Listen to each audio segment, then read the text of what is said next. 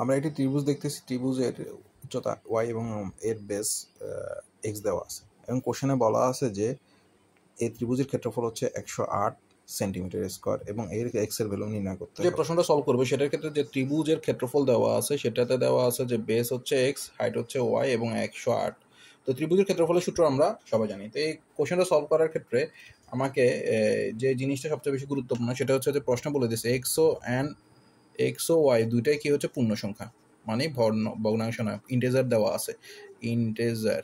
So এটাই আমার অঙ্কটা সলভ করার ক্ষেত্রে কাজে লাগবে। তো আমরা জানি ত্রিভুজের ক্ষেত্রফলের সূত্র a = হাফ ইন্টু ভূমি পূরণ উচ্চতা x ইন্টু y। তো 108 যদি হয় তাহলে আমার 2xy, সো xy কত হবে 216। তো আমার যেহেতু অপশনের মধ্যে আমার মানগুলো দেওয়া আছে সেটা কত 4, 5, 6, 8 এর 9, এবং এই প্রশ্ন আমাকে বলে দিয়েছে যে x এর ভ্যালু কোনটা হতে পারে। তো আমরা এখান থেকে তাহলে আমরা যদি y = 216, তা কেন আমি y এর মান বের করবো? কারণ x এর মান প্রশ্নের মধ্যে দেওয়া আছে। আমরা এখানে অপশন টেস্টের মাধ্যমে আনসার বের করার চেষ্টা করব। তাহলে সেই অপশন টেস্টের মাধ্যমে কীভাবে হতে পারে? আমার এখানে দেখা গেল x এর মান যদি 4 বসাই তাহলে আমি পাবো সেটা হচ্ছে 54, 216/4 = 54। আচ্ছা, x এর মান যদি আমি x = যদি 5 বসাই তাহলে আমি পাবো কত? y এর মান 43.2। অর্থাৎ যদি এই মানগুলো সবগুলো বসাই, শুধুমাত্র 5-এর ক্ষেত্রে আমি ভগ্নাংশ পাবো, বাকি সবগুলোর ক্ষেত্রে আমি কি পাবো? পূর্ণ সংখ্যা পাবো। তাই 5 বাদে আমার এখানে বাকি যা আছে কত?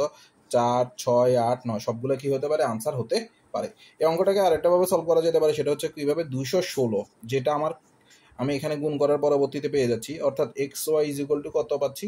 216। এখন অর্থাৎ আমার এই যে xy এর মানের গুণফলটা কি হবে? 216 হবে। তো 216 যদি হয়ে থাকে তাহলে 216 অবশ্যই xy এর মানে আগে বলেছে পূর্ণ সংখ্যা বলা আছে, তো আমি এটা ফ্যাক্টরিয়াল করলে 2, এটা কত? 108, 2, 5, 4, 2, তারপর 9, তারপর 3।